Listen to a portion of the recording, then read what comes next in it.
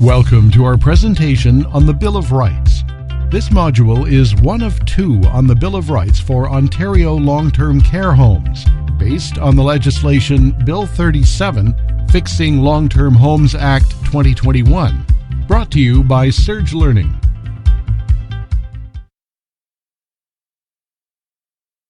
This presentation must be supported with your organization's policy and procedure and the Bill 37 legislation on Fixing Long-Term Care Act 2021, providing more care, protecting seniors, and building more beds. The objectives of this presentation are to introduce the new Bill 37 and review the changes to the Bill of Rights embedded in the new legislation on Fixing Long-Term Care 2021. It will review Bill 37, describe changes to the Bill of Rights, review 3 of 5 sections and 29 rights, explain the impact of the Bill of Rights using scenarios.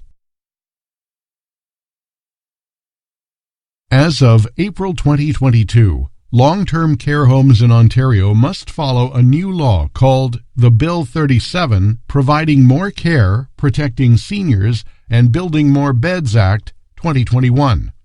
The legislation will repeal the Long-Term Care Homes Act 2007 and replace it with the Fixing Long-Term Care Act 2021. The Bill of Rights states, "Every resident has the right to be treated with courtesy and respect, and in a way that fully recognizes the resident's inherent dignity, worth, and individuality, regardless of their race, ancestry, place of origin, color, ethnic origin, citizenship, creed, sex, sexual orientation, gender identity, gender expression, age, marital status, family status, or disability." The Bill of Rights is part of the Bill 37 and is the law and must be followed. Every long-term care home must post the Bill of Rights where it can be easily seen. The Bill of Rights tells everyone at the home that they must respect resident rights. It tells them to remember that residents are in their home environment. It reminds everyone, including residents, staff, friends, family, and neighbors, that residents of long-term care homes are valued members of the community. The Bill of Rights must be followed. Every long-term care home must have a way for residents and others to complain if their rights are not being followed.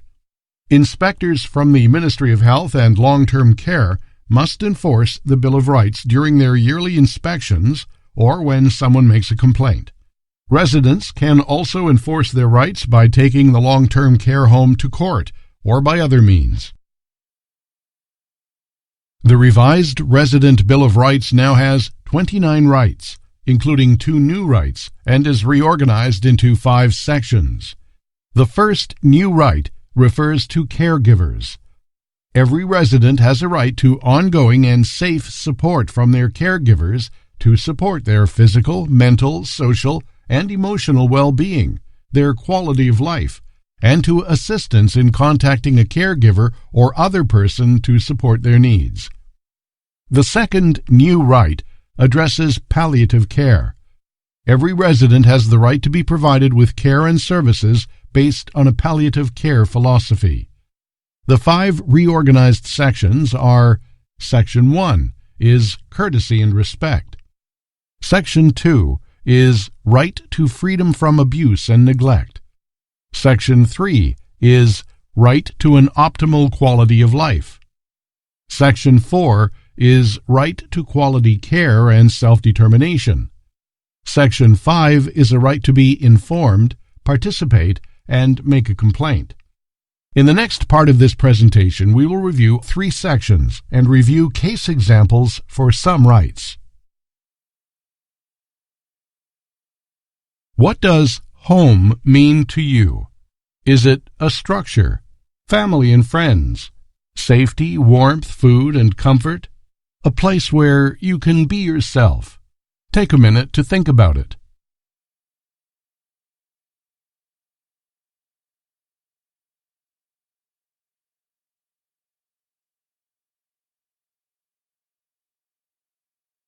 Now, as you reflected on what a home means to you, what does home mean to persons living in long-term care? Does it mean a room with a bed, a care schedule determined by staff, others making decisions for you? Take a minute to think about it.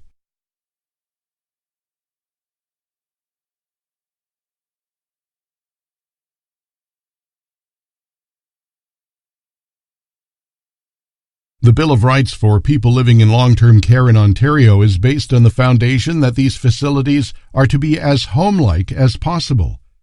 Caregivers need to be respectful of every resident's individual identity and history, and care delivery needs must meet individual needs, including physical, psychosocial, emotional, social, spiritual, and cultural needs.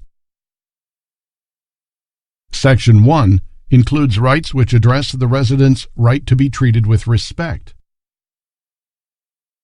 This section on rights to be treated with respect includes 3 out of 29 rights. Right 1. Every resident has the right to be treated with courtesy and respect, and in a way that fully recognizes the resident's inherent dignity, worth, and individuality, regardless of their race, ancestry, place of origin, color, ethnic origin, citizenship, creed, sex, sexual orientation, gender identity, gender expression, age, marital status, family status, or disability. Right 2. Every resident has the right to have their lifestyle and choices respected. Right 3. Every resident has the right to have their participation in decision-making respected. To provide care in a respectful manner, it is important to focus on fully recognizing residents' individuality, treating them with dignity at all times, respecting their lifestyles, choices, and ensuring they are included in all decision-making regarding their care and services. Consider this case example where we explore the right to pursue cultural or religious interests. Latifa is Muslim and practices her Islamic faith. She likes to pray 5 times per day, but is unable to do so on her own. How could you provide dignified and respectful care for her? At first you might think, really? 5 times per day? I can never work around that.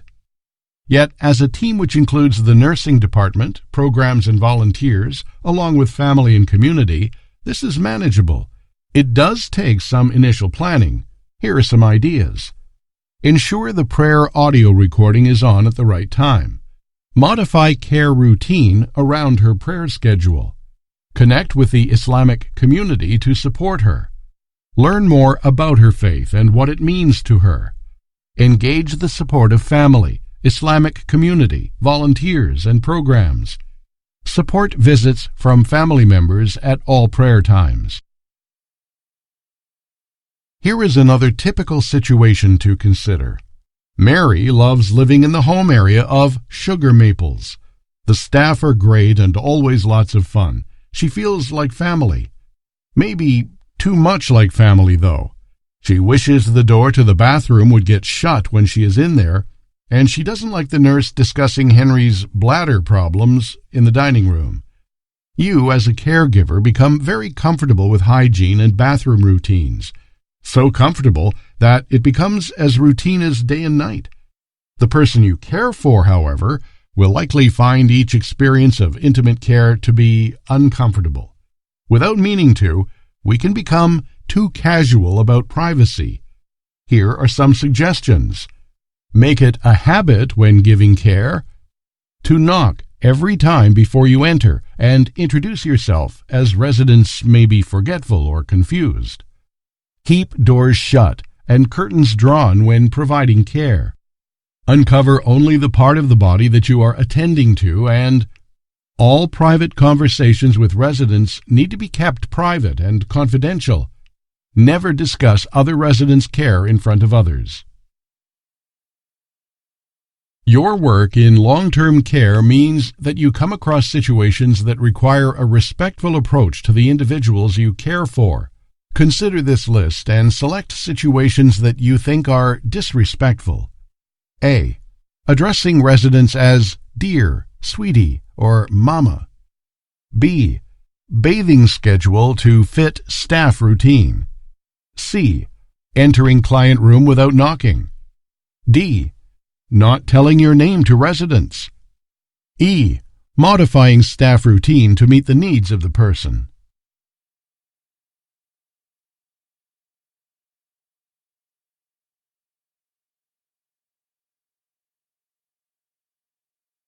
Sorry, that's incorrect.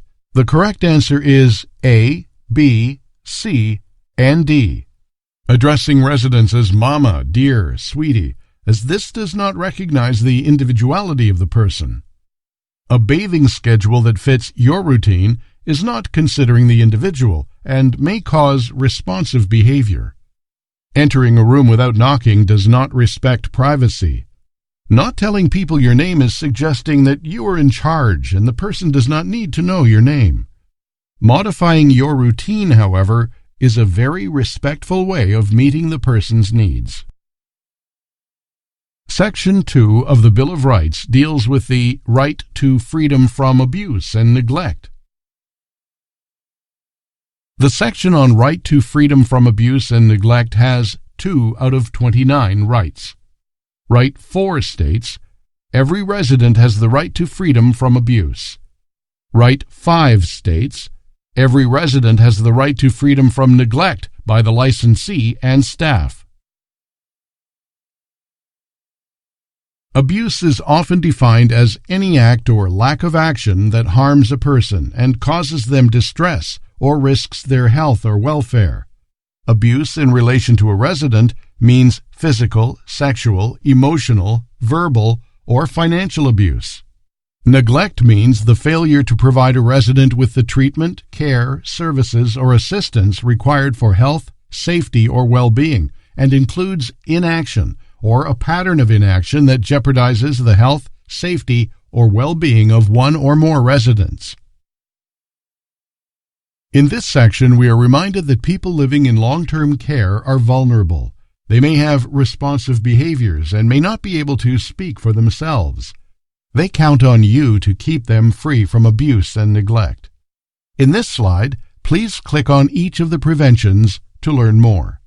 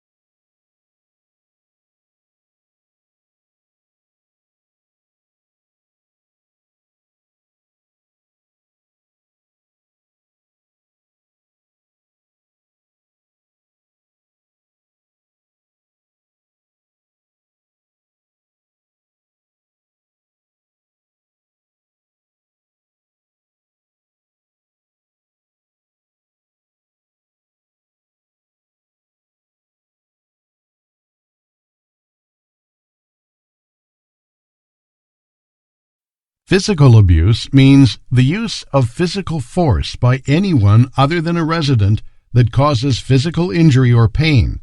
This does not include the use of force that is appropriate to provide care or to assist a resident with activities of daily living, unless the force used is excessive in the circumstances, administering or withholding a drug for an inappropriate purpose, or the use of physical force by a resident that causes physical injury to another resident.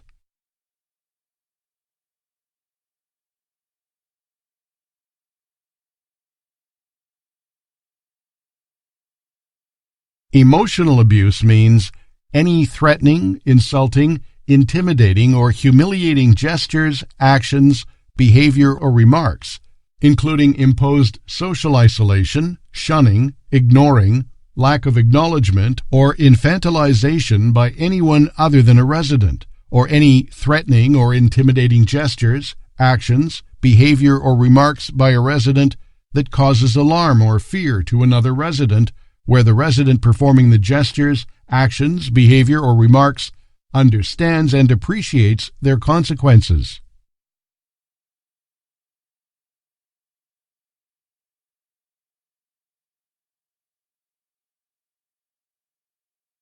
Financial abuse means any misappropriation or misuse of a resident's money or property. Sexual abuse means any consensual or non-consensual touching, behavior, or remarks of a sexual nature or sexual exploitation directed towards a resident by the licensee or a staff member, or any non-consensual touching, behavior, or remarks of a sexual nature or sexual exploitation directed towards a resident by a person other than the licensee or a staff member. Verbal abuse means any form of verbal communication of a threatening or intimidating nature, or any form of verbal communication of a belittling or degrading nature that diminishes a resident's sense of well-being, dignity, or self-worth, which is made by anyone other than a resident, or any verbal communication of a threatening or intimidating nature made by a resident that leads another resident to fear for his or her safety, and the resident making the communication understands and appreciates its consequences.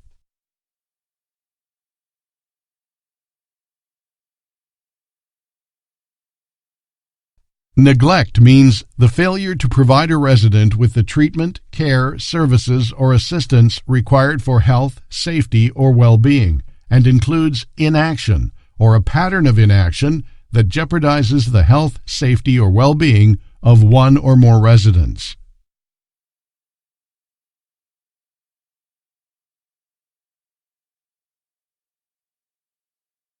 Elizabeth has a mental illness and has dementia. She hates bathing or showering, and she always puts up a fight. Most times, staff give up and do not bathe her. Today she has a very unpleasant odor and no one wants to be near her. You are concerned about her skin condition. You know she needs a good bath and a chance for you to check her skin. You and your teammate decide, Elizabeth is getting a bath today, no matter what.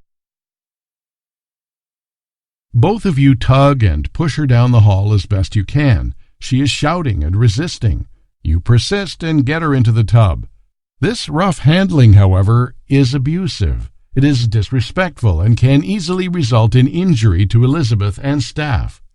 Since you have a duty to care for Elizabeth, you do not want to neglect her hygiene needs, so giving her a bath or shower is important to her well-being. To prevent neglect and abuse, you need to be aware of activities that may happen during care that gets the work done but are abusive. Then you can find alternate strategies that are more respectful and successful in providing Elizabeth the care she needs. Review this example. A better strategy would be to consult with your psychogeriatric resource team and physician. We do not want to give medication as a chemical restraint. However, there are some medications used appropriately to calm Elizabeth's fears and improve her functioning. The team may also suggest that the tub and shower are fearful and a sponge bath at the bedside is better. Letting Elizabeth choose how and when may give her some control that she needs. At times, music and aromatherapy improve mood. Elizabeth may also have a time in the day when she functions better than at others. Use this time of the day for those interventions where she needs more support. Simrit has dementia and has been living at home. She has remained continent because her husband reminded her to go to the bathroom. On admission for respite, you placed Simrit in an incontinent brief. This is an example of neglect because it puts Simrit's emotional and physical well-being at risk.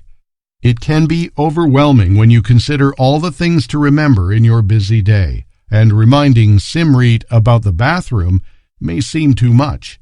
Placing someone in an incontinent brief places their physical and emotional well-being at risk. This can affect their self-esteem and negatively impact on their ability to remain continent. Take a few moments to consider a better strategy. Learn about the usual routine by talking with Simrit and her husband and include them in the care plan. The care plan should be clear to everyone and will likely say, remind every 2 hours. Fit those reminders into typical times when you would interact. Then it does not seem like more work. These times include before meals, before snacks, before nap and bedtime, before care, before programs. And remember that this is a team effort. Many people can get involved. The nurse on med rounds, personal support workers at any care time, and program staff when they come together for an activity. The staff are upset about caring for a newly admitted resident, Jacob. He is easily frustrated, and when this happens, he spits at the staff.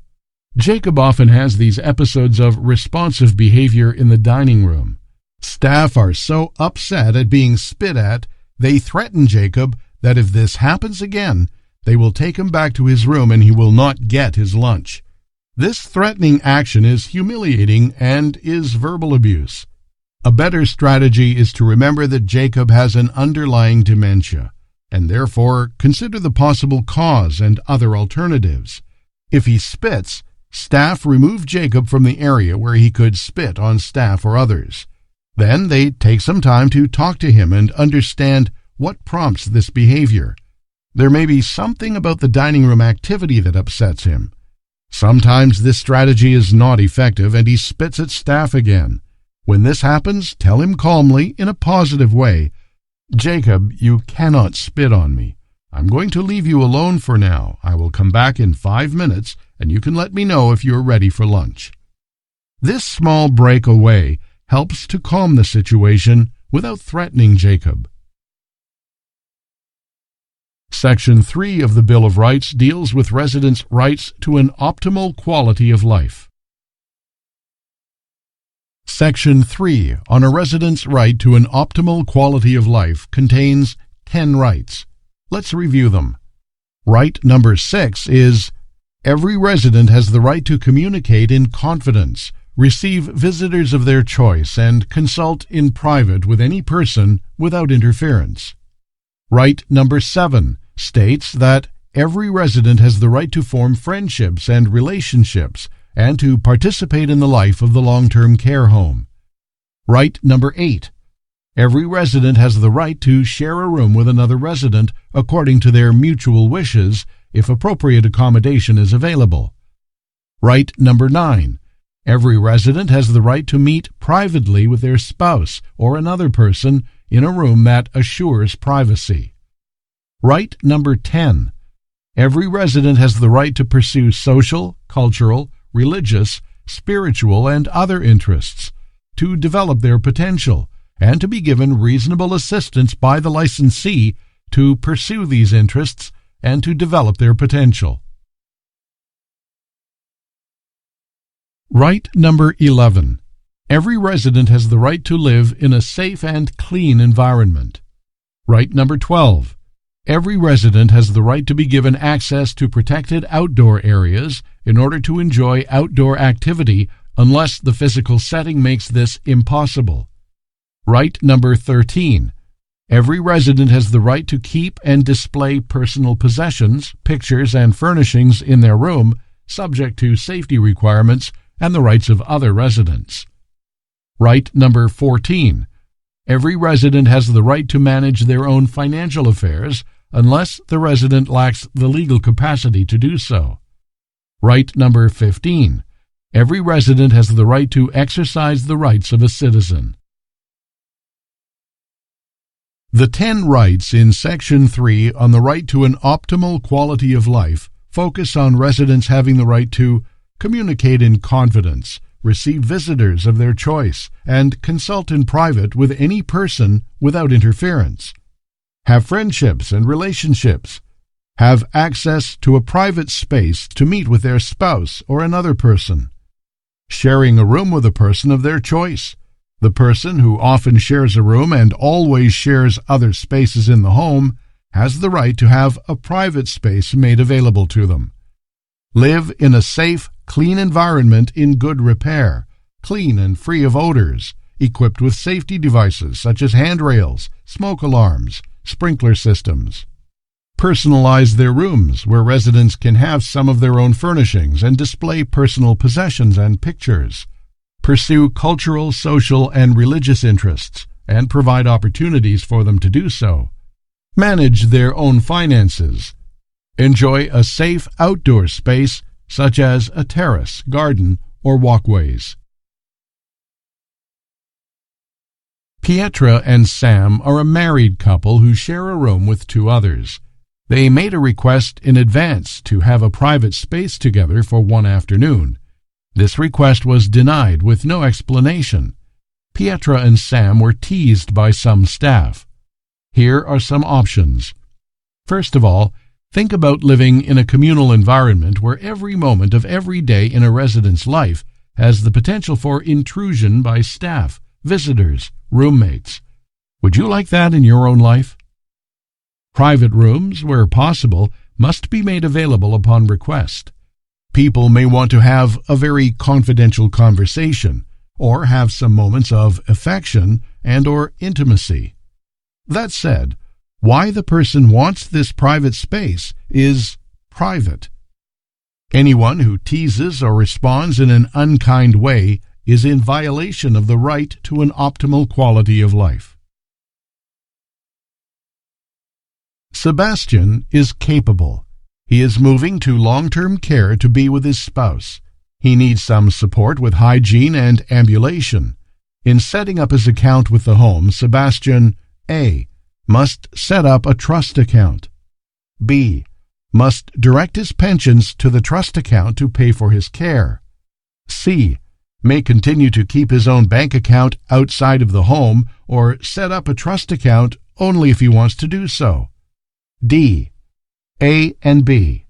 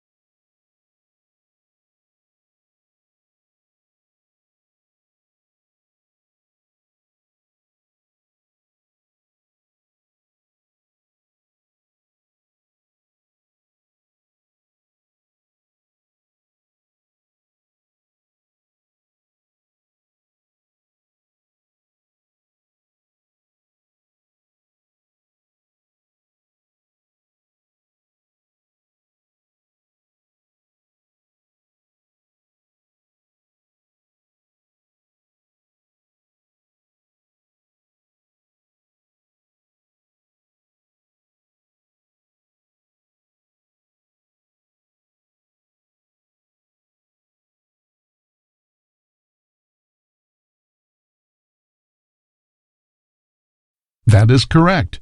Individuals who are in need of care at home or in long-term care may find that they need some help with hygiene because of a physical limitation. This does not mean they cannot manage their own financial affairs. Some residents are capable of managing their financial affairs and prefer to maintain their banking arrangements. The important point here is that they get to choose how involved they wish to be in their financial affairs. However, some residents are often vulnerable to financial abuse by family, friends, staff, and even strangers. There may be a desire to make things easier for the person by offering that they use the home's trust account. In this example, we must be aware that cognition changes over time. A person may be capable upon admission, but not a few years later. They may become vulnerable to financial abuse. As time progressed, Sebastian was diagnosed with dementia and was not making good decisions regarding his money. There was reason to believe some people were taking advantage of him. In this case, reassess Sebastian's capacity. Confirm that he has a power of attorney, POA, or substitute decision maker, SDM. If not, or you are concerned that Sebastian is being taken advantage of by his POA or SDM, you may need to contact the public guardian and trustee. Through all of this, keep Sebastian involved as much as possible. Knowledge check. Answer this question whether it's true or false. As part of a clean and safe environment, a resident can expect garbage to be removed regularly in their bedroom.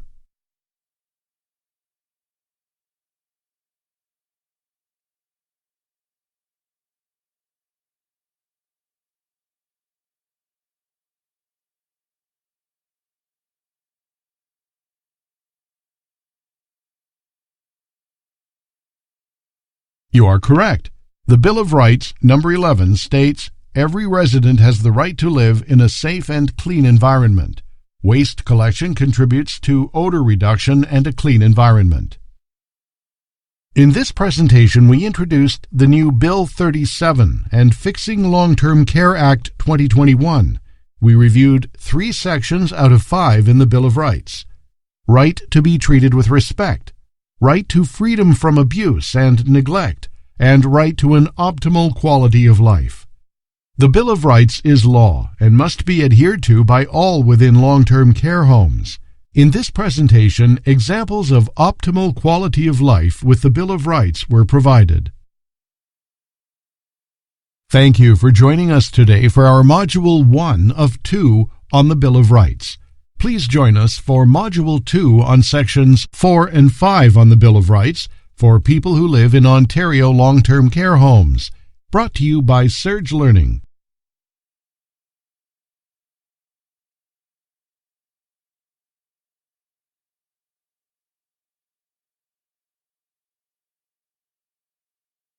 In this presentation, we introduced the new Bill 37 and Fixing Long-Term Care Act 2021.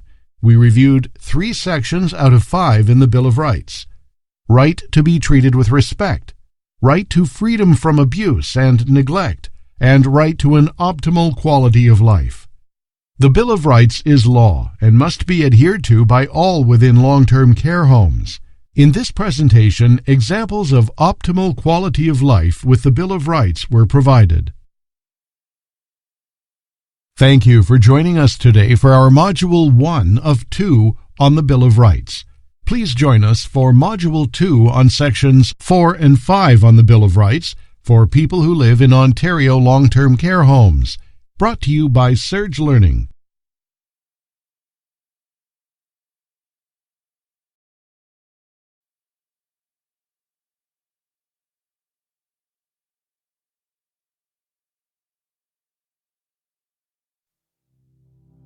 Welcome to our presentation on the Bill of Rights.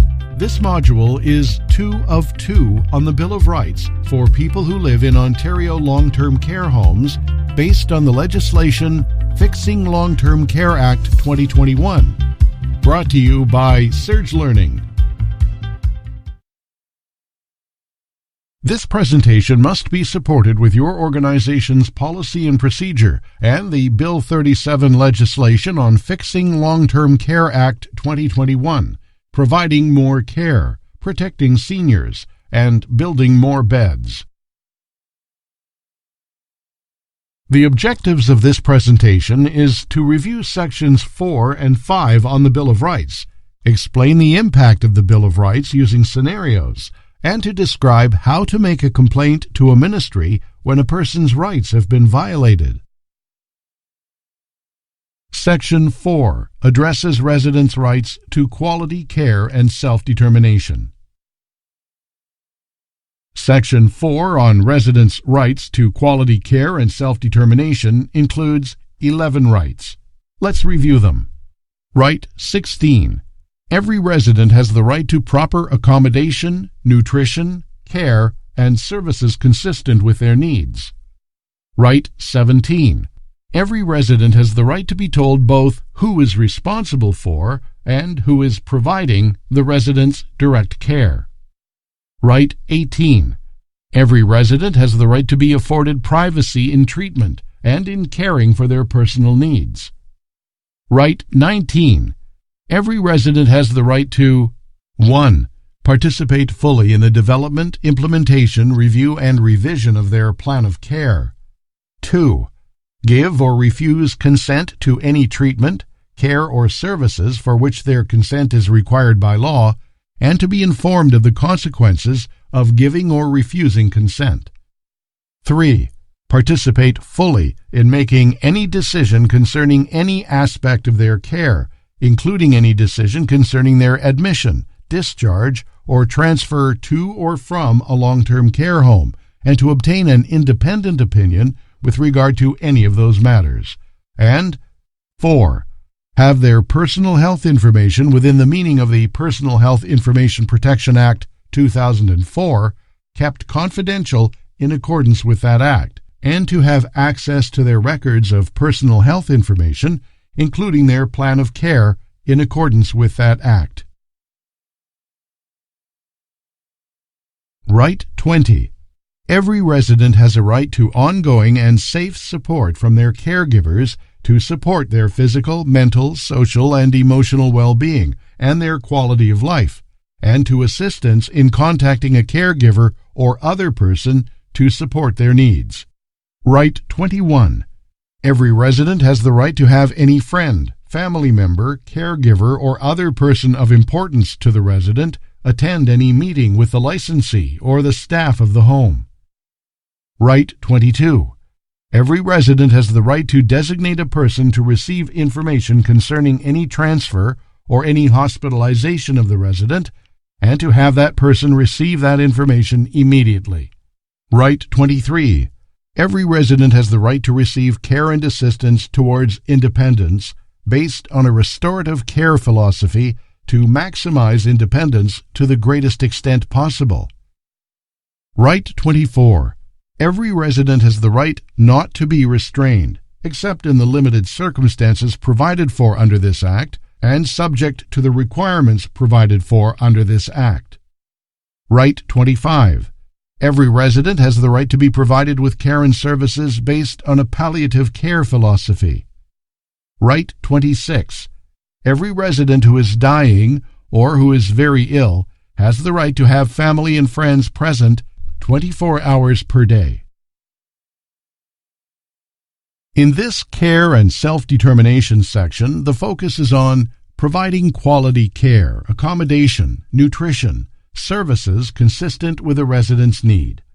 Care and assistance is not only care to maintain the person's function, but to try to improve it as much as possible. Inviting residents' full participation in all aspects of care planning, implementation, review, and revision, as well as decision-making about their care. Respecting residents' right to consent or refuse care and treatments. Supporting residents' quality of life and safety. Maintaining privacy while providing care and confidentiality of information. Including a resident's friend, family, or caregiver at any meeting. Using of restraints only in exceptional circumstances. Providing care based on a restorative care approach to maximize independence and a palliative care philosophy for the terminally ill. And if a resident is dying or very ill, they have the right to have family and friends present 24 hours a day.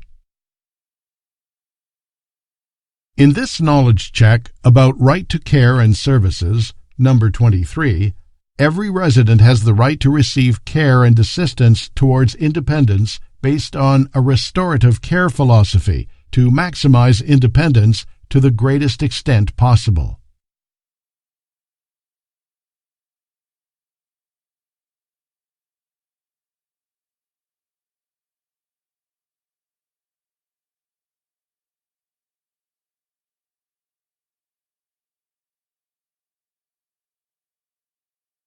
That's correct. Case example based on Right 16. Every resident has the right to proper accommodation, nutrition, care, and services consistent with their needs. Here is a situation regarding Michael, newly admitted to long-term care. Before you consider this case example, take a moment to think about yourself and your fond memories of home cooking. Michael is not eating well and is losing weight. He does not like the food or textures. His table mates do not speak and he is bored at mealtime. Michael wants to leave the dining room. In providing individualized care and service, you will ensure Michael is offered the menu choices. Refer Michael to the dietitian who can assess his past eating habits. Remember that social time improves appetite and eating. Discuss some seating options so that Michael may enjoy conversation with compatible table mates. And get Michael involved in programs and outings that may offer other food options. This will keep him interested. Choice is the focus on these individuals' participation in decision-making and the right to give or refuse consent around their care. Everyone has a unique lifestyle, and these choices are to be respected. In this knowledge check, we will consider situations where family, with the best of intentions, wish to decide the course of action. Consider if the person being admitted to long-term care is able to and should make their own decision, rather than the decisions being made by a substitute decision maker. Check off yes or no if they are able to make their own decision. Jason is capable. He is gay and needs admission to long-term care. He prefers a home that meets his lifestyle and not the home that his family has chosen. Can Jason refuse to be admitted to the home chosen by his family?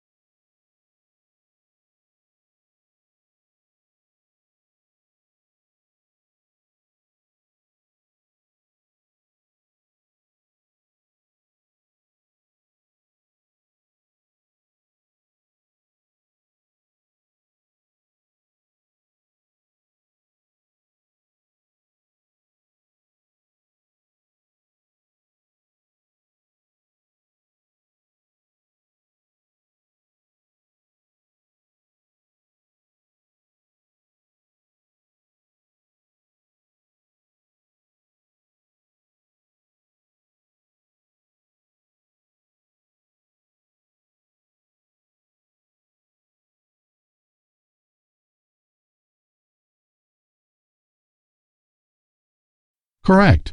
Jason is capable and is able to make the decision that suits him best. Susan has difficulty with banking. She is, however, able to manage her hygiene, grooming, and other medical care needs. She is admitted to long-term care. All care decisions are referred to her daughter. Should Susan be able to make these care decisions herself?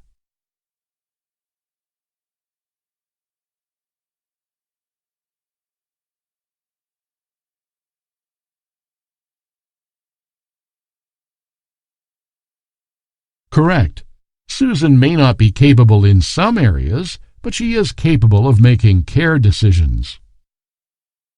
In this example, the person, the physician, and the son do not agree. This is not a situation of who is right or wrong, rather a situation where the person must make their own decision when given all of the information. They have a right to be supported in doing this. Case example: Henri is capable and understands the pros and cons of treatment decisions. The physician would like Henri to take a new medication that will improve his mood. Henri is uncomfortable about this and refuses. Henri wants a second opinion. The physician and Henri's son say that is unnecessary. To support Henri's right to give or refuse consent to being prescribed a new medication, you will need to respect his right to make the decision and get an independent opinion before deciding what to do. Learn a little more about what he is feeling and what he needs. Ensure Henri has all the necessary information about his medication, including the benefits and side effects. Discuss with Henri what his concerns and fears are about taking this medication. Offer some other options rather than medication, such as meditation, music therapy. If Henri still wants a second opinion, he is able to make this choice, and staff must follow through on his request for a referral for a second opinion. Sunny was diagnosed with cancer, stage 4. Sunny expressed an interest to have a caregiver friend come and support him while receiving palliative care. Sunny has a right to ongoing and safe support from his caregivers to support his physical, mental, social, and emotional well-being and quality of life, and to assistance in contacting a caregiver or other person to support his needs. Some options are: ask Sunny who he wants to have stay with him, what the relationship is with his friend. It can be anyone he knows. Contact that person on Sunny's behalf. Offer information on available palliative care. You are likely very familiar with minimization of restraints. The new Bill 37 states that a home shall ensure that there is a written policy to minimize the restraining and confining of residents, and to ensure that any restraining or confining that is necessary is done in accordance with this Act and the regulations. Every licensee of a long-term care home shall ensure that no resident of the home is restrained or confined in any way for the convenience of staff or as a disciplinary measure. Residents are not to be restrained nor confined by the use of mechanical or physical devices such as bed rails, lap belts, wheelchair, tabletop, or locking devices that residents cannot undo. Chemical restraints such as administration of medication, and environmental restraint such as the use of barriers, locks, or other devices that prevents the residents from leaving or accessing outdoors. An exception to the use of restraint is the common law duty of a caregiver to restrain or confine a person when immediate action is necessary to prevent serious bodily harm to the person or to others. The Bill 37 requires other alternatives to be explored before using restraints. The restraining and confining of a resident may be included in a resident's plan of care only if the following are satisfied. There is a significant risk that the resident or another person would suffer serious bodily harm if the resident were not confined. Alternatives to confining the resident have been considered and tried where appropriate, but would not be or have not been effective to address the risk referred to in the paragraph. The method and degree of confining are reasonable in light of the resident's physical and mental condition and personal history, and the method and degree are the least restrictive of the reasonable methods and degrees that would be effective to address the risk. A physician, nurse practitioner, or other person provided for in the regulations has recommended the confining. In this knowledge check, we are looking at environmental restraint by way of a secured unit and consent to be on that unit. Remember, consent is required to apply any type of restraint. Choose the right answer in this scenario. Josephine has suffered from mental illness most of her life. At times, her family has found her behavior challenging. However, she remains capable to give consent. The long-term care home wishes to admit her to a secured unit. The process must include A. Josephine must be informed of the pros and cons of a secured unit and give or refuse consent. B.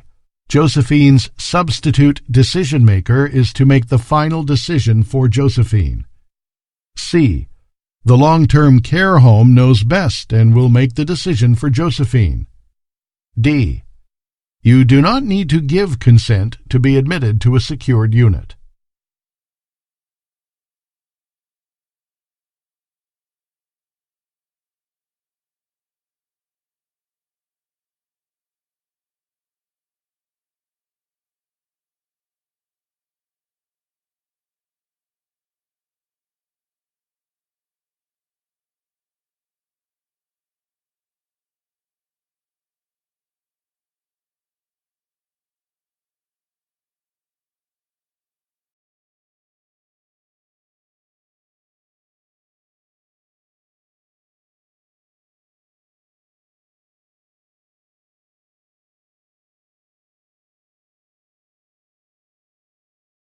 Correct.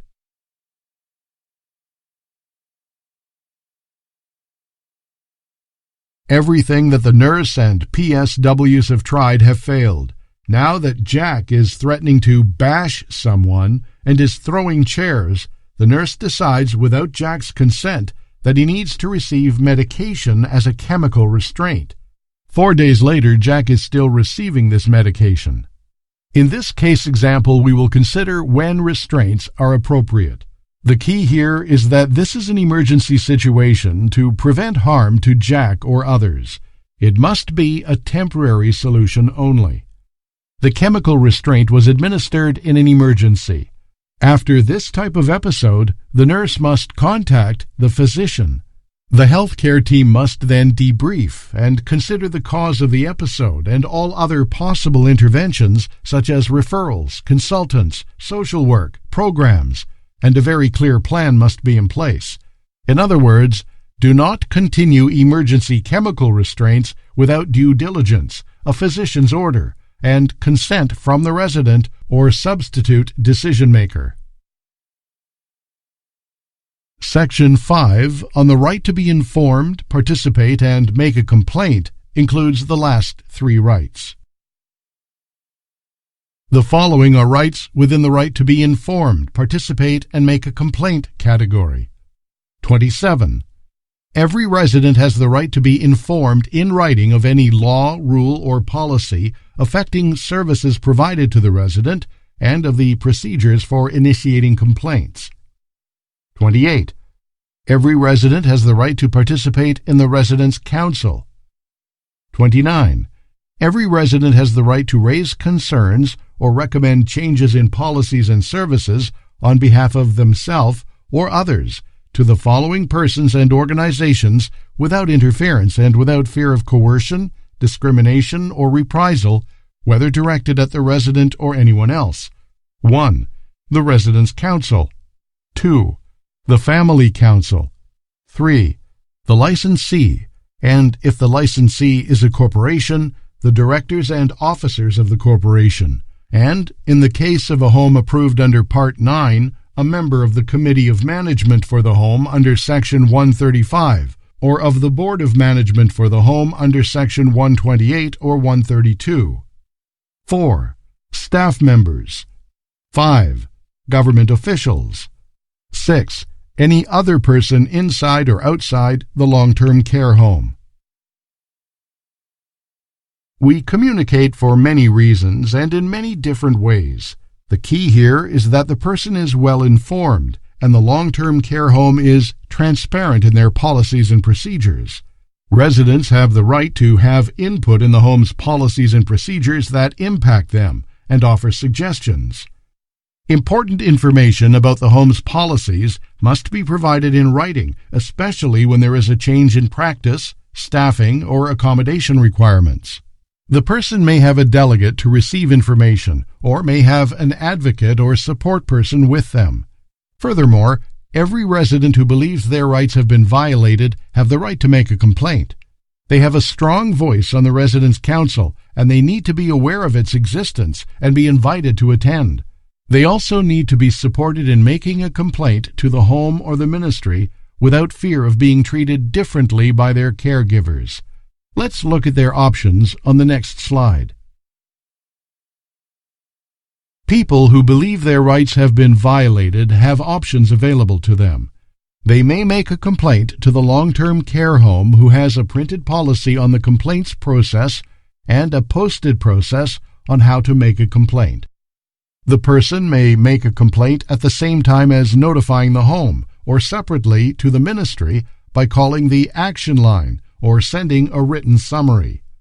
The home must report critical incidents such as abuse to the ministry.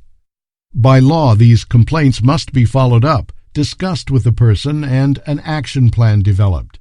Further to the complaints process, the home, a resident, or their support persons may get legal advice, call the police if they feel a crime has been committed, contact the Human Rights Tribunal or the Advocacy Center for the Elderly. Answer true or false to these communication situations. 1. A person can request a family member be informed immediately regarding a transfer to hospital. 2. A person may make a complaint to a government official by calling the toll-free Long-Term Care Action Line. 3. The long-term care home has made a change in their accommodation policy. They must inform all residents of their substitute decision-maker in writing. 4. A resident's spouse may attend family council meetings.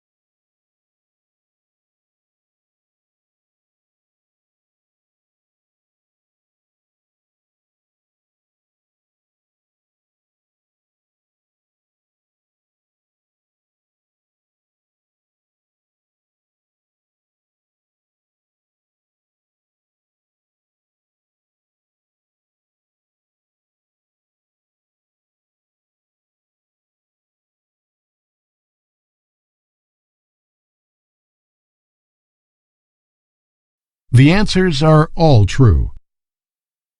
This sums up our presentation on Updated Bill of Rights. Within the first and second modules on Bill of Rights presentations, we reviewed altogether 5 sections and all 29 Bill of Rights, including 2 new ones. In this Module 2, we reviewed Sections 4 and 5 on the Bill of Rights, right to a quality care and self-determination, and right to be informed, participate, and make a complaint.